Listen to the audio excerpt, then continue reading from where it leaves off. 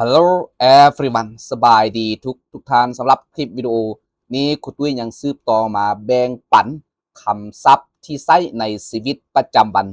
3คำศัพท์ที่ใช้ในชีวิตประจำวัน3หัวข้อภาษาอังกฤษเฮาก็อ่านว่า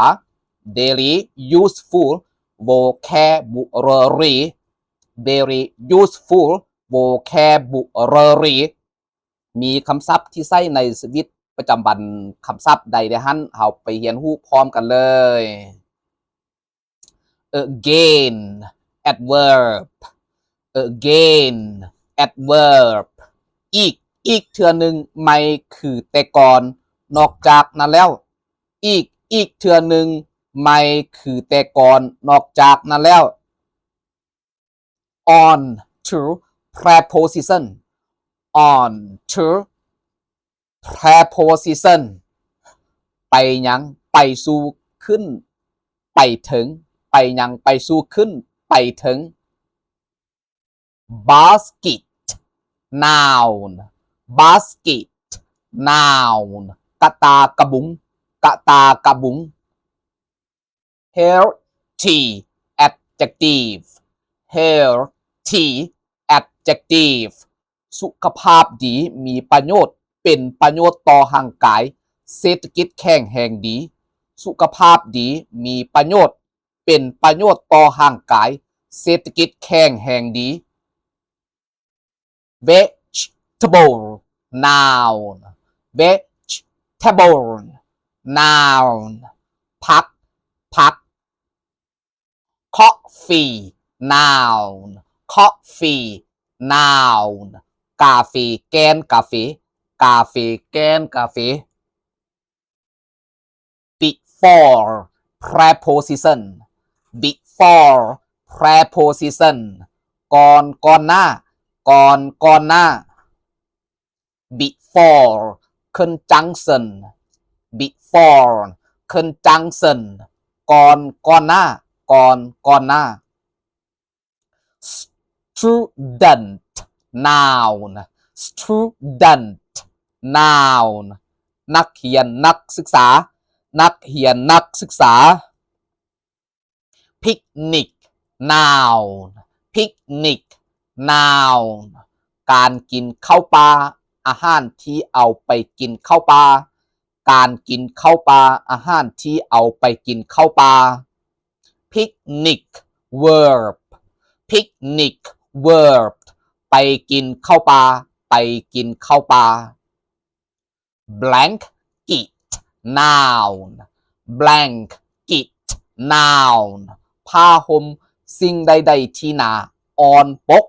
ผ้าห่มสิ่งใดๆที่หนาอ่อนปก blanket adjective blanket adjective ความหมดทุกๆสถานการณ์ความทั่วไปความหมดทุกๆสถานการณ์ความทั่วไป minute noun minute noun นาทีบึดเดียวจดหมายบันทึกการประชุมนาทีบึดเดียวจดหมายบันทึกการประชุม remembered verb remembered verb จื้อได้ให้รางวัลให้ของขวัญทรงความคิดถึงจื้อได้ให้รางวัลให้ของขวัญทรงความคิดถึง item noun ข้อรายการในบัญชีข่าวเรื่องสิ่งหนึ่งในรายการข้อรายการในบัญชีข่าวเรื่องสิ่งหนึ่งในรายการ compare verb เปรียบเทียบสู้ idea noun ความคิดความเห็นแผนการความคิดความเห็นแผนการ other adjective อื่นอีกอื่นอีก people noun people noun ประชาชนชนชาติคนมนุษยชาติคนทั่วไป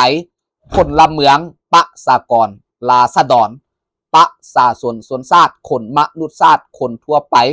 ผลละเมืองประชากรราษฎร people verb people verb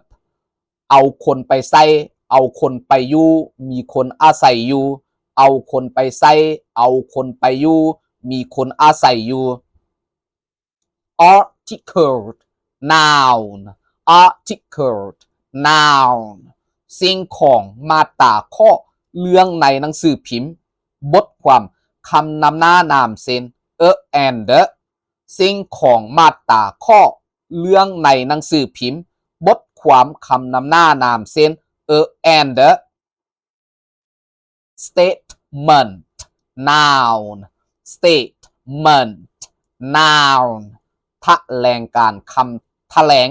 การให้การคำให้การคำยืนยันรายการการเงินการแถลงคำแถลงการให้การคำให้การคำยืนยันรายการการเงิน diet noun diet noun อาหารพิเศษสำหรับลดน้ำหนักหรือการรักษาสุขภาพอาหารพิเศษสำหรับลดน้ำหนักหรือการรักษาสุขภาพขอบใจหลายๆสำหรับท่านผู้เรียนที่กดไลค์กดแชร์กดกระดิ่งกด Subscribe ให้ครูตุ้ยช่องทาง YouTube TikTok Facebook เพจเพื่อเป็นกำลังใจให้ครูตุ้ยสร้างคลิปวิดีโอบทเรียนใหม่ๆออกมาหับไส้ทานผู้เรียนในครั้งต่อไปขอบใจหลายๆเด้อ